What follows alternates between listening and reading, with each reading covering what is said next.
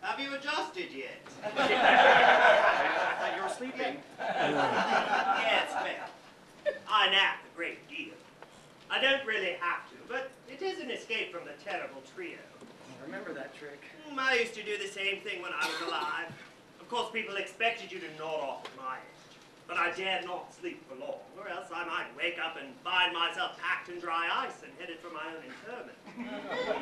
You don't look that bad. Oh, sweet of you to say. But I've always been a bit frail.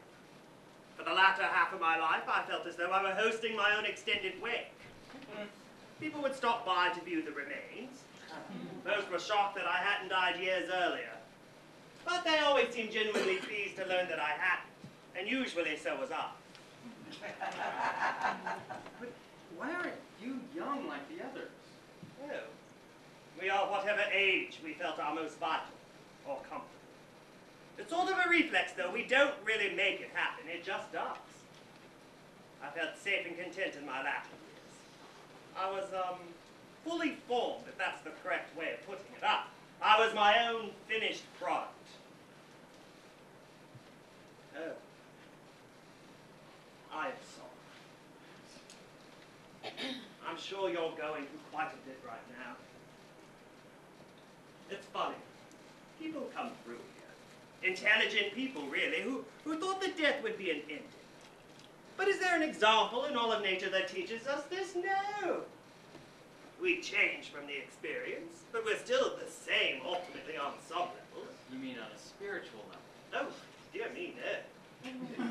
I've always felt more spirit than man anyway. Coming here simply allowed me to fulfill that aspect of myself. To slip off the mortal storm. I think you mean mortal coil. You wear what you like.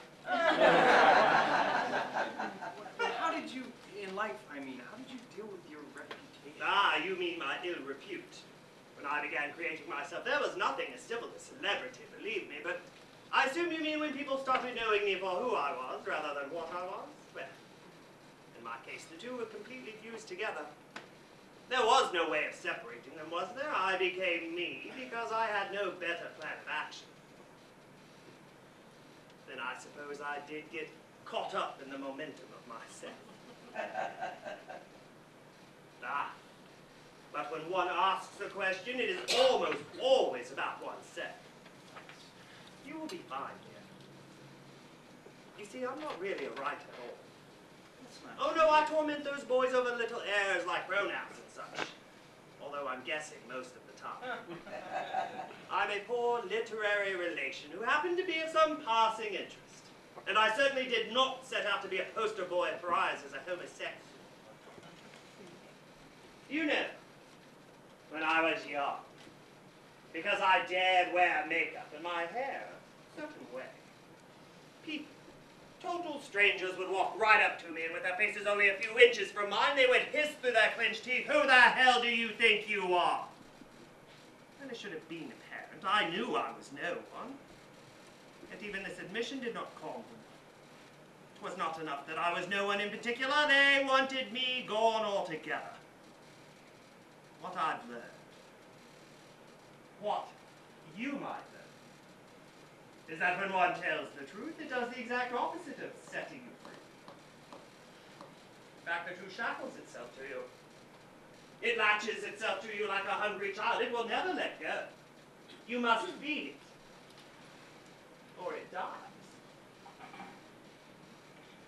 Regardless of what your truth is.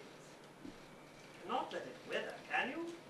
But my truth is not about being gay, because I'm not. Oh, 1,000 times in my lifetime I shunned gifts. Oh, I accepted just as many as I rejected. And I noticed that the majority of people truly loathe what they cannot understand. It occurred to me that every common conversation, every act of civil eye contact is a gift. We are giving gifts every other moment, Mr. Tott, and rejecting them all would simply require too much emotional rigidity.